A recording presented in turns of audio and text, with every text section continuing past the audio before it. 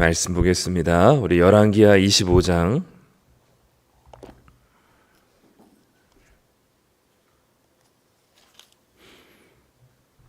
구약성역 605쪽입니다. 열왕기하 25장 8절부터 30절까지 말씀입니다. 우리 다 찾으신 줄 알고 우리 8절부터 30절까지 우리 열왕기하 마지막을 한번 읽어보도록 하겠습니다. 우리 함께 읽겠습니다.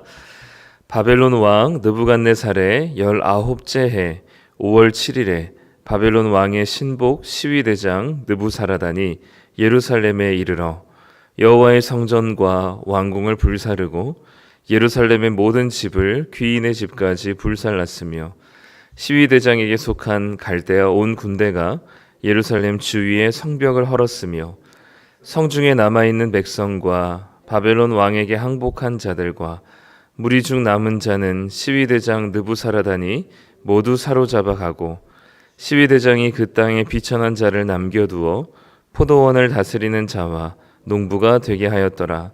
갈대아 사람이 또 여호와의 성전에 두 놋기둥과 받침들과 여호와의 성전의 놋바다를 깨뜨려 그 놋을 바벨론으로 가져가고 또 가마들과 부삽들과 부집게들과 숟가락들과 섬길 때에 쓰는 모든 놋그릇을 다 가져갔으며 시위대장이 또 불 옮기는 그릇들과 주발들 곧 금으로 만든 것이나 은으로 만든 것이나 모두 가져갔으며 또 솔로몬이 여호와의 성전을 위하여 만든 두 기둥과 한 바다와 받침들을 가져갔는데 이 모든 기구의 놋 무게를 헤아릴 수 없었으니 그 한 기둥은 높이가 18규빗이요 그 꼭대기에 놋 머리가 있어 높이가 3규빗이요 그 머리에 둘린 그물과 석류가 다 놋이라.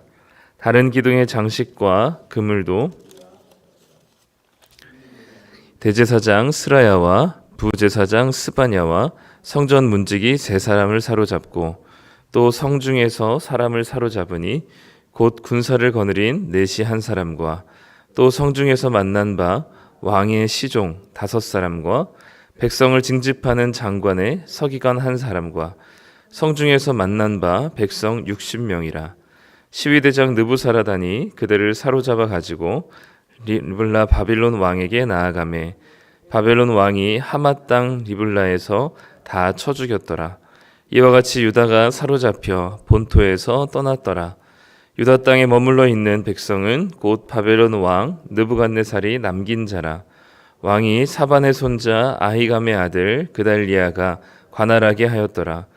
모든 군대 지휘관과 그를 따르는 자가 바벨론 왕이 그달리아를 지도자로 삼았다 함을 듣고 이에 느다나의 아들 이스마엘과 가레아의 아들 요하난과 느도바 사람 다누멧의 아들 스라야와 마아가 사람의 아들 야하산나와 그를 따르는 사람이 모두 미스바로 가서 그달리아에게 나아가매 그달리아가 그들과 그를 따르는 군사들에게 맹세하여 이르되 너희는 갈대아인을 섬기기를 두려워하지 말고 이 땅에 살며 바벨론 왕을 섬기라. 그리하면 너희가 평안하리라 하니라. 7월에 왕족 엘리사마의 손자 느다니아의 아들 이스마엘이 부하 10명을 거느리고 와서 그달리아를 쳐서 죽이고 또 그와 함께 미스바에 있는 유다 사람과 갈대아 사람을 죽인지라. 노소를 막론하고 백성과 군대 장관들이 다 일어나서 애굽으로 갔으니 이는 갈대아 사람을 두려워함이었더라. 유다의 왕 여호야긴이 사로잡혀간 지 37년 곧 바벨론의 왕 에월무로닥이 즉위한 원년 12월 그달 27일에 유다의 왕 여호야긴을 옥에서 내놓아 그 머리를 들게 하고 그에게 좋게 말하고 그의 지위를 바벨론에 그와 함께 있는 모든 왕의 지위보다 높이고 그 죄수의 의복을 벗게 하고 그의 일평생에 항상 왕의 앞에서 양식을 먹게 하였고 그가 쓸 것은 날마다 왕에게서 받는 양이 있어서 종신토록 끊이지 아니하였더라. 아멘. 네, 드디어 열왕기하가 끝났습니다. 네. 고생하셨습니다. 2달 동안 또 열왕기하를 열심히 또 읽어 오셨는데 오늘은 좋은 소식보다는 이제 예루살렘이 완전히 멸망하여서 모든 것이 다 바벨론으로 끌려가게 된 상황을 오늘 보여줍니다. 특별히 이제 여호와의 성전, 그리고 예루살렘에 있었던 왕궁, 그리고 예루살렘에 있는 귀인의 집들까지 모든 집들이 다 불에 타고 있습니다. 예루살렘을 둘러싸던 성벽들도 완전히 성벽이 허물어져 버렸죠. 노스로 만든 여호와의 성전에 쓰였던 여러 가지 기물들이 있었는데 그 노스로 만든 여러 가지 기물들도 다 가지고 갔습니다. 사람들도 대부분 다 데려갔죠. 고위 관리들을 비롯하여서 항복한 자들을 모두 사로잡아 가버렸습니다. 그리고 그 중에 영향력이 있었던 이제 고위 관리직을 담당했었던 그런 사람들은 다 데리고 가서 죽여버렸죠. 이 예루살렘에 남아 있는 살아남은 자들은 아무런 영향력이 없는 비천한 자들 뿐이었습니다. 오늘 우리가 읽은 본문에서 남은 자들이 다 비천한 자들 뿐이었음을 우리에게 보여주고 있는 구절들이 있죠. 그래서 오늘 12절에 보면 시위대장이 그 땅에 비천한 자를 남겨두어 포도원을 다스리고 농부가 되게 했다라고 얘기합니다.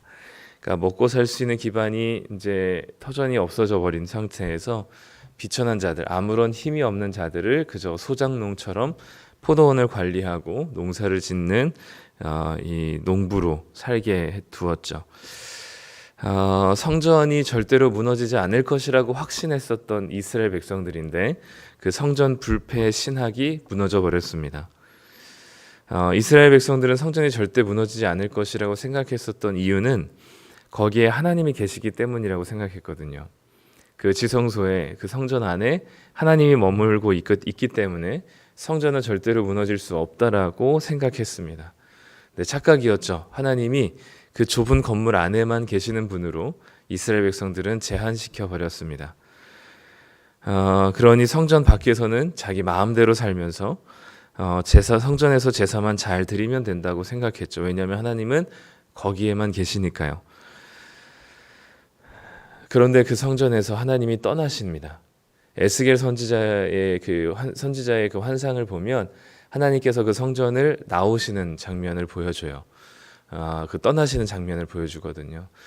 그들이 그토록 그 성전 안에서만 갇혀 계신다고 생각했었던 하나님께서 성전을 버리고 이제 떠나시는 모습을 보여주면서 그 성전이 하나님이 떠나시니 성전은 그냥 건물뿐인 거죠. 그냥 지어진 그냥 건물 그 이상 그 이하도 되지 않게 되었습니다. 그러니 그 성전은 무너지게 되는 것이죠. 말씀이 들려지지 않으니 성전은 성전다운 기능을 할 수 없었습니다. 성전이 필요 없게 되었죠. 율법이 들려지지 않고 말씀이 선포되지 않으니 성전이 있을 이유가 없게 되었습니다. 그러니 성전은 없애버리는 게 맞게 되었던 상황인 거죠.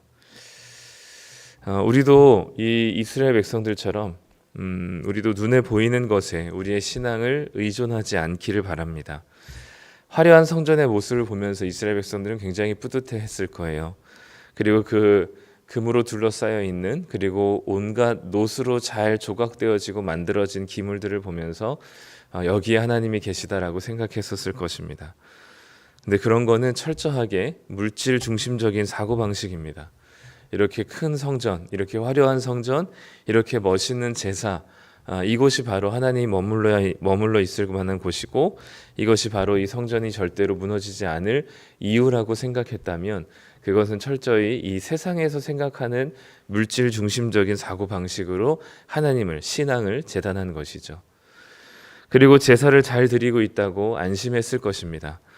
아마도 그들이 평소에는 성전 밖에서는 자기 멋대로 살다가 성전 안에 들어와서 제사를 열심히 그리고 잘 드리는 모습으로 나름 괜찮다고 생각하며 수많은 선지자들의 메시지와 경고의 이 선포를 무시했습니다. 바로 그들의 제사를 잘 드리고 있다고 안심했었던 사고방식은 현상 중심적인 사고방식이죠. 우리가 주일 예배 잘 드리고 그리고 새벽 기도 잘 나온다고 그것이 우리의 신앙을 담보할 수 있는 것은 아닙니다. 이 모든 현상 중심적인 사고방식과 물질 중심적인 사고방식에서 벗어날 수 있는 진정한 신앙적인 사고방식은 우리의 삶에 하나님의 말씀이 살아 움직이고 있느냐인 거죠. 성전이 성전답게 되려면 말씀이 선포되어져야 되고 그 제사를 드리는 가운데 우리의 죄에 대한 깊은 통회와 회개가 있어야 되고요. 그리고 다시 깨끗해지고 거룩해진 백성들이 하나님의 말씀으로 다시 살아갈 힘을 얻는 곳이 성전이어야 합니다. 마찬가지이죠. 우리의 삶의 신앙이 신앙다워지려면 우리 가운데 하나님의 말씀이 우리의 삶에 정말 살아서 움직이는 살아있는 역사가 있느냐라는 것을 봐야 하는 겁니다. 우리가 많은 돈을 내고 헌금을 내고 대단한 많은 시간들을 하나님께 예배를 드리는 시간과 기도를 드리는 시간과 성경을 읽는 시간으로 할애한다 하더라도 우리의 삶에 말씀이 사라지고 그 말씀대로 살아갈 힘과 용기를 잃어버린 채 죄로 점철된 삶을 살아간다면 그것은 전혀 하나님 앞에서 우리가 성전다운 모습으로 살아가는 것이 아니게 되는 거죠. 그러니 교회 안에서 보여지는 모습은 우리의 아주 작은 단편적인 모습이기 때문에 저도 마찬가지이고 성도님들 마찬가지이고 단편적인 모습이기 때문에 그 모습으로 우리가 전부를 이해할 수는 없습니다. 그렇다고 교회 안에서의 사역과 봉사와 마주하는 모습이 필요 없거나 가식이라고 얘기하는 것은 아닙니다. 그것이 시작으로 우리의 일상이 하나님의 말씀 앞에 우리가 살아가야 하는 것이죠. 세상에서는 얘기하고 있는 가치와 이야기와 목표와 그리고 그 중심은 우리가 잘 알고 있죠. 어떤 사고방식으로 우리를 얘기하고 우리에게 제안하고 유혹하고 있는지 우리는 너무나 잘 알고 있습니다. 하나님을 떠난 세상에서 얘기하는 추구하는 것이 무엇인지 우리는 잘 알고 있죠. 그런데 세상에서 추구하는 세상에서는 그런 방식을 추구하지만 우리가 살아가는 삶은 세상에서 살지만 하나님의 방식을 추구해야 되거든요. 과연 내 삶에 하나님의 방식을 하나님 나라의 가치를 따라 살아가고자 하는 삶의 몸부림이 있는가가 우리에게는 진정한 신앙적인 사고방식이라고 보여집니다. 그러면 우리가 하나님께서 얘기하는 사고방식 그리고 하나님께서 말씀하신 그 말씀 중심적인 사고방식은 뭐냐? 여러 가지가 있지만 예수님께서는 늘 얘기하셨던 게 사랑입니다. 사랑. 하나님께서 우리에게 말씀하신 주요한 명령은 사랑입니다. 과연 사랑하고 있는가? 사랑하려면 하나님의 성품을 따라 인내해야 되고요. 참아야 되고요. 그리고 그분의 성품에 따라 절제해야 되고요. 나는 밉지만 하나님의 말씀에 따라 순종하기 위해서 사랑해야만 합니다. 참 쉬운 일이 아니지만 하나님께서 우리에게 그것을 말씀하셨죠. 물론 이것이 이제 우리에게 주신 가장 큰 원론적인 그리고 가장 큰 중요한 이 가치인데요. 이 사랑으로 인하여서 여러 가지가 이제 파생되게 될 텐데 우리에게 근원적으로 명령하신 우리가 이 세상에서 세상의 방식이 아니라 하나님의 방식으로 살아가는 그 가장 주요한 가치는 사랑입니다. 그러니 우리의 삶에 사랑이 있는가? 내 삶에 하나님을 사랑하고 우리에게 주신 우리 교회 지체들을 사랑하고 내가 만나는 이웃들을 사랑하고 있는가? 이게 이제 우리에게 주요한 하나님의 말씀의 가치인 것이죠. 이 가치를 따라 살아가시는 참된 성전 되시길 바랍니다. 그런데 이제 이제 비천한 자들이지만 남은 자들이 있었습니다. 근데 그 남은 자들을 다스리는 총독을 그달리아라고 하는 총독으로 세우게 되죠. 우리가 지난 7, 8월 때 나눴던 예레미야에서 그 그달리아 총독에 대한 이야기가 나옵니다. 역대하는 짧게 나왔지만 예레미야는 좀 상세하게 나오는데요. 이 그달리아라는 총독이 이제 총독이 되어서 남은 비천한 자들을 잘 다독거려서 우리가 이 바벨론을 잘 섬겨서 하나님이 주시는 평안 속에서 다시 회복할 것을 기대하고 그 이야기를 이제 쭉 끌고 나갑니다. 그런데 그 그달리아 총독이 된 이 이스라엘을 다스리는 것을 마음에 들어하지 않았던 또 다른 왕족이 있었습니다. 그 왕족이 오늘 본문에 보면 25절에 보면 7월에 왕족 엘리사마의 손자 느다냐의 아들 이스마엘이라고 되어 있습니다. 내가 총독이 되고 내가 왕이 될 줄 알았는데 그달리아라고 하는 사람이 총독이 되는 걸 보니까 자신이 이 땅을 다스리고 싶었던 그 와중에서도 그 권력에 눈이 멀었던 이스마엘이 이 그달리아를 죽이게 됩니다. 그달리아는 바벨론이 세운 총독이었기 때문에 그달리아를 죽인다는 것은 바벨론에 대항한다는 의미가 되었고, 그로 인해서 그 그달리아를 죽인 죽인 이후에 후환이 두려웠던 이스라엘 백성들은 애굽으로 모두 쫓겨가듯이 도망가게 됩니다. 그때 예레미야가 그렇게 이야기했죠. 애굽으로 가지 말라고. 애굽으로 가면 거기가 안전할 것 같지만, 거기가 전쟁이 없는 평화로운 땅 같지만 너희들은 결국 거기에서 죽게 될 것이라는 사실을 예레미야가 예언을 하게 됩니다. 그럼에도 불구하고 끝까지, 그러니까 멸망당할 때까지 하나님 말씀에 불순종하더니 멸망당한 이후에도 하나님 말씀에 불순종하는, 끝까지 하나님의 심판을 자초하는 이스라엘의 무지한 모습을 보여줍니다. 남은 자들만이라도 무언가 나라를 회복할 수 있는 가능성이 완전히 전무해졌어요. 그러니까 남아있는 비천한 자들이긴 하지만 그래도 남아있었거든요. 근데 그 남아있는 자들이 다 어디로 갔냐면 모조리 애굽으로 도망가게 됩니다. 그러니 이제는 이스라엘이 조금이라도 회복할 수 있는 여지가, 이 나라가 다시 세워질 수 있는 가능성이 0%가 되었습니다. 이제는 모든 것이 끝나버렸죠. 그 인간의 무언가로 할 수 있는 그 시도가 다 끝나버렸을 때 하나님께서는 소망의 서막을 시작하시게 됩니다. 사람으로서는, 사람의 눈으로 보기에는 모든 것이 끝나버린 그때에 하나님께서 한 가지 사건을 열왕기서 마지막에 이야기를 배치시키게 되죠. 그게 바로 또 다른 왕족인 여호야긴 이야기입니다.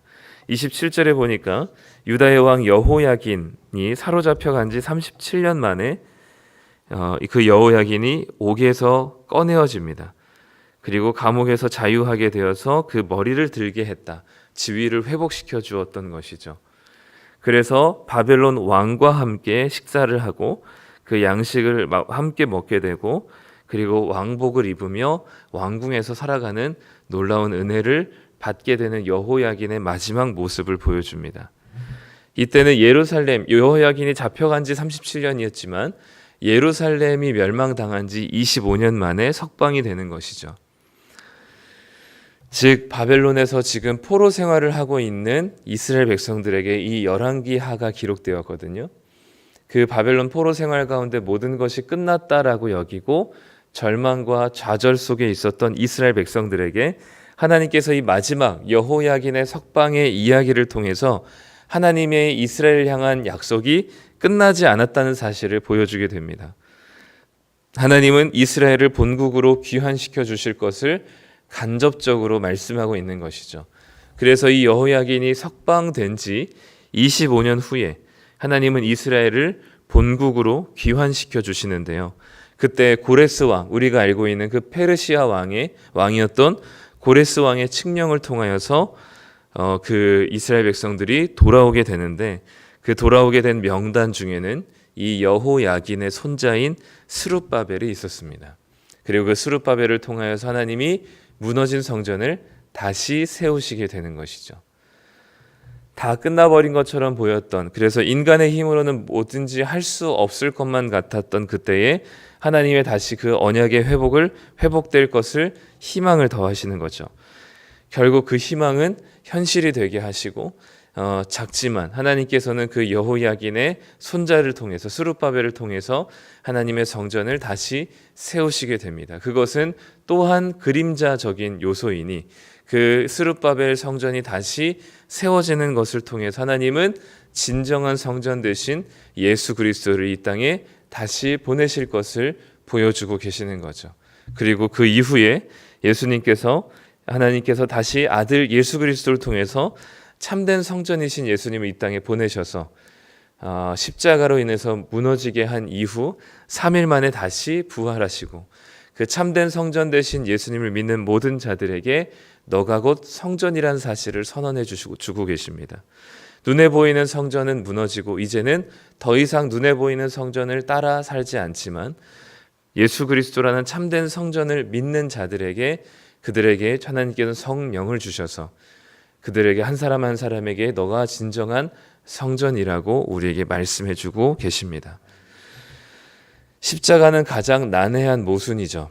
죽음이 새로운 시작이라고 말하고, 무너져야 세워진다고 이야기하고, 비워야 채워진다고 이야기하고 있기 때문입니다. 이스라엘의 성전은 무너져야만 했습니다. 이스라엘이 잘 또 이스라엘이 정말 뭐 성전을 성전답게 그 성전을 세운다 하더라도 그 성전은 무너져야만 했습니다. 왜냐하면 이제는 더 이상 눈에 보이는 건물이 하나님을 가둘 수 없고, 또 눈에 보이는 건물이 우리의 신앙의 전부가 아니기 때문이죠. 하나님 그 눈에 보이는 건물을 무너뜨리시고 우리 한 사람 한 사람을 진정한 하나님의 성전으로 세워 가십니다. 그러니 우리 성도님들은 하나님의 성전으로서 자부심을 가지시고 우리 안에 계신 성령님의 인도하심을 따라 하나님의 말씀을 순종함으로 그 하나님 말씀을 따라 살아가시는 진정한 참된 성전 되시기를 간절히 소망합니다.